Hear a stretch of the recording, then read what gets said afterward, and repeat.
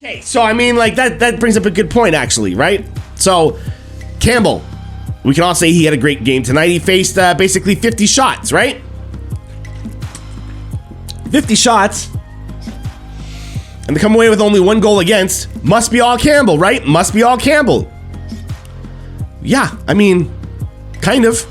You know, he had some good shots, or he had some good saves that he had to make in clutch moments. But I didn't really see anything too dangerous against him, and that's not putting him down. You guys know how I feel about Campbell now, right? I'm not putting him down by that, but I'm just saying that don't let that 50 shots deceive you. I really think Toronto just stole a page out of the playbook of Vancouver there. That's all he did, right? Like, I think the major story tonight is... There we go, nice. Thanks for that, Leslie. I really think the story is that Toronto just figured out a way to play a game like Vancouver when they have to, right? And what I mean by that is, look, the Pittsburgh Penguins are the Metro Division leaders right now. They're no slouches, right? Like, they can play the game, right? We all know they're superstars, and they got a lot of other guys chipping in right now. They're pretty hot. They got some momentum going for them right now. So this was not supposed to be an easy game. So for it to go down as easy as it did for the Leafs, I mean, that should not have happened, right? And it kind of didn't, because Pittsburgh still got a bunch of shots. But I don't know. I feel like defensively, I feel like the Leafs didn't really give up that many dangerous opportunities. It never felt like, with 50 shots against, basically, almost, again, I know it's like 46. With all those shots against, it never felt like Toronto was being owned. Ever. Not for a long period of time, ever, in this whole game. Because they just kept getting their goals. They just kept getting their momentum. And they didn't really give Pittsburgh much to work with. So they had to keep firing perimeter shots and doing whatever else they can, right? And then even when it was dangerous, you got a guy like Jack Campbell in net, snatching them out of the air and everything else, right? You know, so it was not supposed to be that smooth, and yet it was. So this is a good benchmark game. This is a good benchmark game to find out where we are in the league right now in terms of, you know, where we're going to get into the next stage of this. Because, you know, you might not face Pittsburgh in the first round, but if you can get past the first round, you might face them next.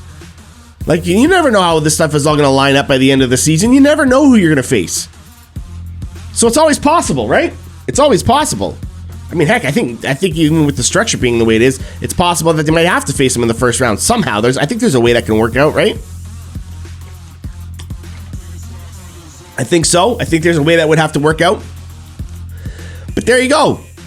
So Pittsburgh's in it for real this season. They're going for it, right?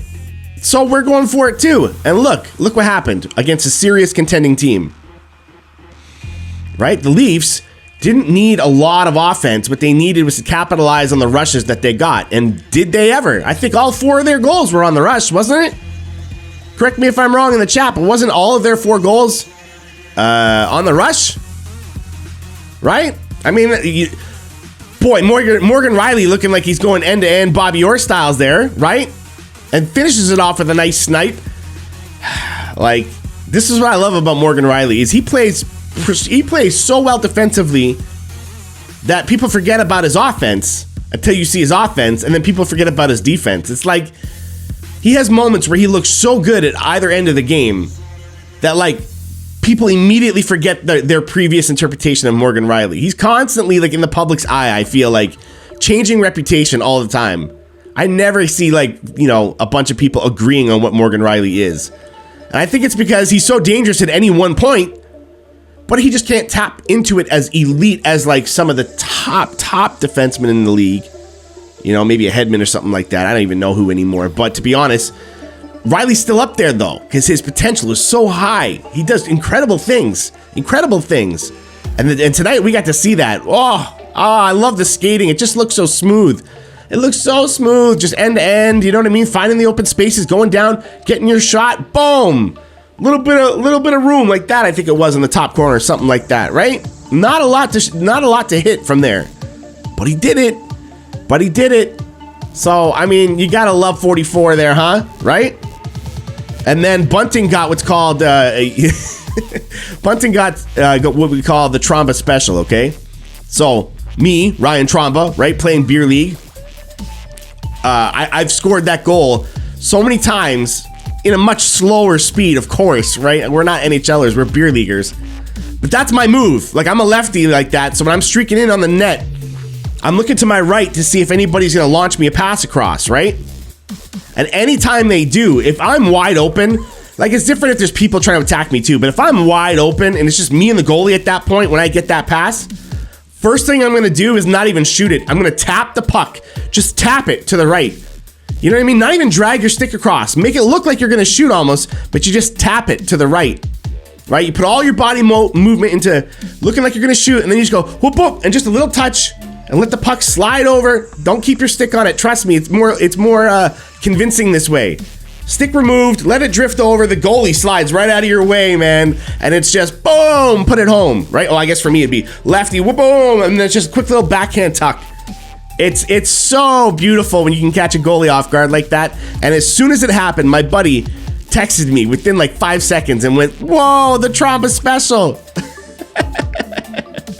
Like, I'm known for that move. I'm known for that move on my very, very low level beer league team, right? I've done it multiple times in front of these guys, and it's the only pretty play that I can ever really pull off. That's it. That's all I got. If I can't score like that, I'm probably not scoring. You know? So, I mean, the secret is I have to be out of position. I'm usually a defenseman anyways. Although I've been getting some forwards the last couple seasons, but I'm normally a defenseman anyways. So if I'm up on the rush on a 2-on-0 like that or a 2-on-1, I'm probably out of position to begin with. I shouldn't be there, but that little whoop whoop, little tap, oh, you just, let me tell you, when you're pulling this move, you feel like $1,000,000, right? When you see that goalie just slide out of position and you've got that puck just, woo, everyone's looking at it slowing right down, boom, little backhand, there's no way they can even reach it, like, they're fun to score, man. They're fun to score. So, bunting on that, right? So, it was all in the rush. That's where all their offense came from. Right? That's where all their offense came from. There was really nothing more to worry about, right? They were getting, you know, not as many chances, but the ones they got, they made count.